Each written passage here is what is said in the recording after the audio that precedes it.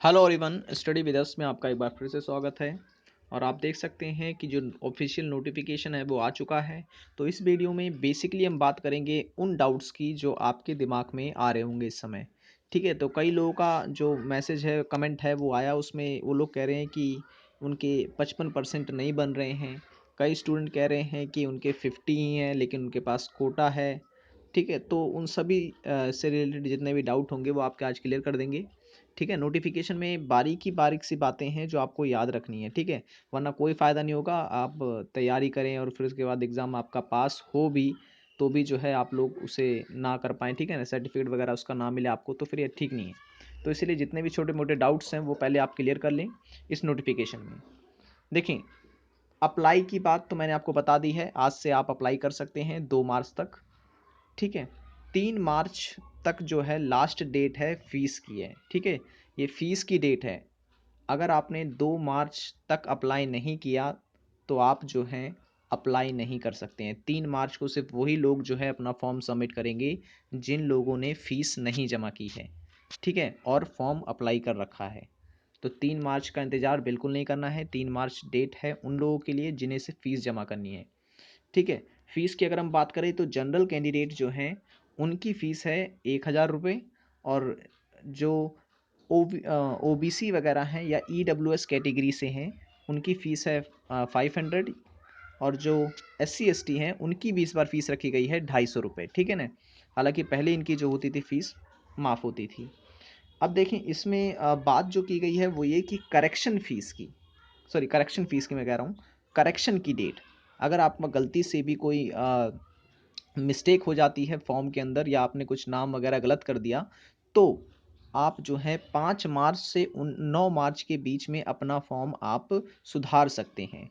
ठीक है, यहाँ पर आधे से ज़्यादा लोग गलती क्या करते हैं कि अपना फॉर्म एक बार गलत हो गया तो दूसरी बार दूसरा डाल देते हैं। तो इससे क्या होता है कि आपका एप्लीकेशन जो होता है, जो आपने डाला होता है, वो क्लैश कर जाता है।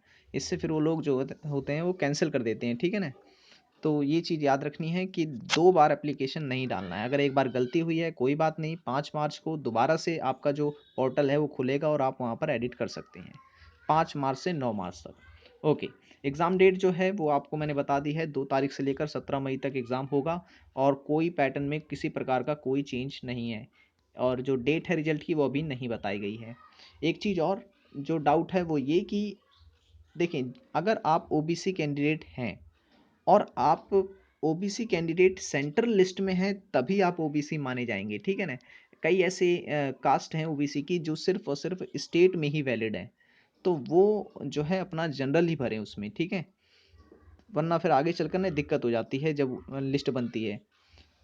तो एक चीज़ याद रखें कि अगर आपका जो ओबीसी सर्टिफिकेट है वो सेंट्रल लिस्ट के अंतर्गत आता है तो ही आप जो है ओबीसी का रिजर्वेशन ले पाएंगे। ठीक है ना, रिजर्वेशन का फ़ायदा ले पाएंगे, नहीं तो नहीं।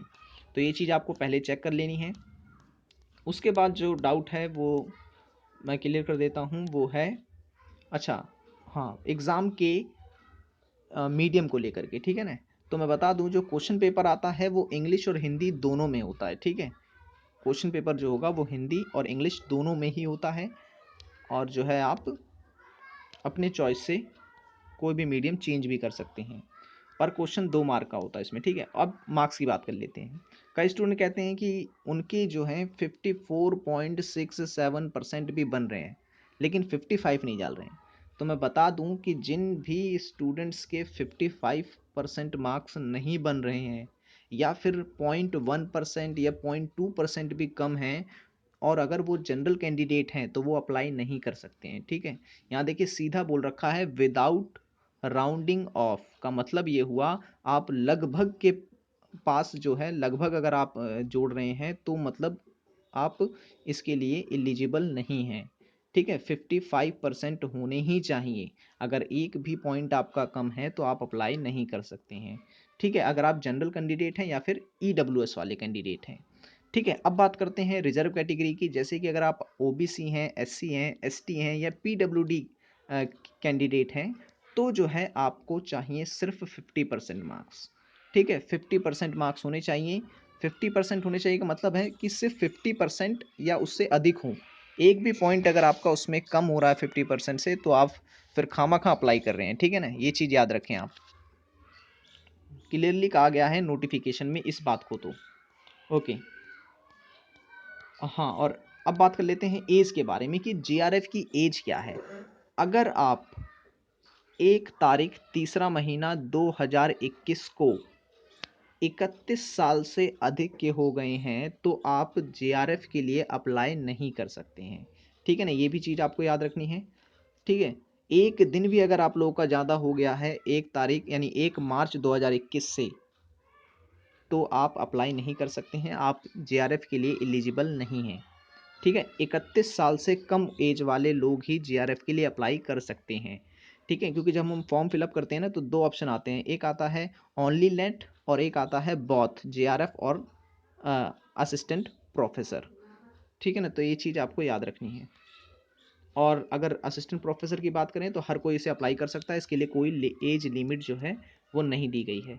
यहाँ पे बात की गई रिजर्वेशन की, एससीओ के लिए 15% है और एसटी कैंडिडेट्स के लिए जो है 7.5%, ओबीसी के लिए 27%, ईडब्ल्यूएस के लिए 10% और 4% है उनके लिए जो डिसेबल हैं, ठीक है ना, फिजिकली डिसेबल कैंडिडेट्स के लिए है। तो यही अपडेट्स थी जो मुझे देनी थी, ठीक है ना। हर बार ये दिक्कत हो जाती है कि लोग जो है अप्लाई कर देते हैं और एज में भी फंस जाते हैं, और ज़्यादातर जो केसेस आते हैं वो आता है उनके कोटे को लेकर के, ठीक है ना, ओबीसी या एससी का सर्टिफिकेट। होता ये है कि स्टेट लेवल का उनके पास सर्टिफिकेट होता है, सेंट्रल लिस्ट में उनका नाम नहीं होता, तो इससे उनको सर्टिफिकेट बाद में नहीं मिल पाता है, ठीक है। तो ये चीज़ आपको याद रखना है, पहले अपनी जो भी एलिजिबिलिटी है पहले कंफर्म करें, फिर उसके बाद अप्लाई करें, अभी बहुत टाइम है, ठीक है। सो यही बताना था। Thanks for watching this video, मिलते हैं नेक्स्ट वीडियो में। वीडियो पसंद आई हो तो लाइक करें, चैनल को सब्सक्राइब नहीं किया तो ज़रूर कर लें। ओके।